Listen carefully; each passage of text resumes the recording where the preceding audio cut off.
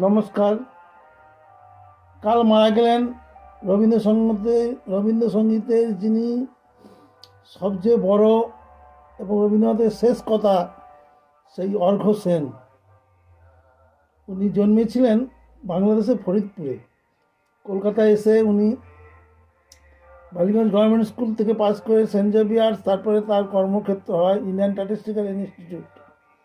কিন্তু চাকরি জীবন তার ছিল, পাশাপাশি তিনি সঙ্গীত চর্চা করতেন। তিনি যার জন্যে 1997 সালে পান সঙ্গীত নাটক একাডেমি। তো উনি আর আমাদের মধ্যে নেই। 90 বছর বয়স হয়েছিল।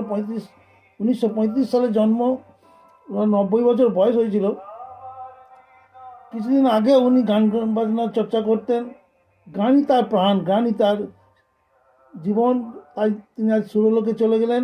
সেই গান, অসংখ্য গানকে নিয়ে উনি রবীন্দ্রসঙ্গীতের কয়েকটি গান যে অসাধারণ দক্ষতায় গেয়েছিলেন, যেমনি হচ্ছে গিয়ে আমার হিয়ার মাঝে যে গানটি চলছে, এই গানটি একটি অসাধারণ গান। এটা বোধহয় রবীন্দ্রনাথও এই গানটার এই অবস্থা দেখতে পায়নি।